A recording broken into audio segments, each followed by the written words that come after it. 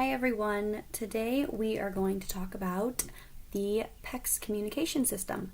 Pecs stands for Picture Exchange Communication System. It is a way to establish functional communication with someone who has not established that yet. It can be used with someone who is not initiating communication yet or does not have an adequate vocabulary in order to initiate communication.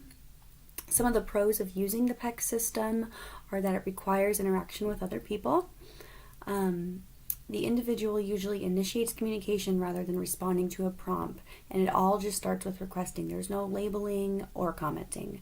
Some of the cons of using the Pecs system are that you need to have constant access to materials because you may need to add more pictures as the individual's vocabulary increases. So here I have an example of what a Pecs book looks like. As you can see, it is just a book full of different pictures.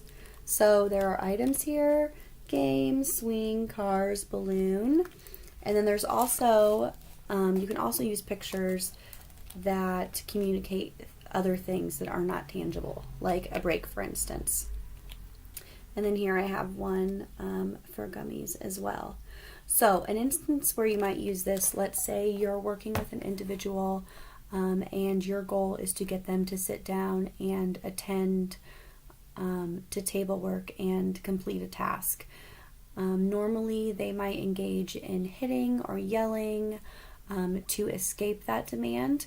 What you could do with the Pecs system is teach them to communicate functionally that they wanted to have a break. So let's do a little practice and I will show you how this might be useful for you. So we will pretend that I am working with a student and I'm placing a lot of demands. We're at the table, maybe I'm having them put a puzzle together. Let's say the student gets aggravated, he starts hitting me, he starts yelling.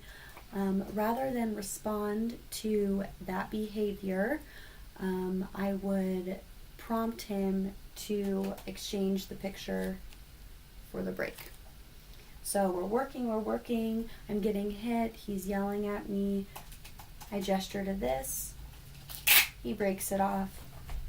He gives me this picture, and now I've allowed him to take a break while also reinforcing him asking appropriately rather than engaging in an inappropriate behavior, such as hitting. So that is a little sample of the Pecs communication system.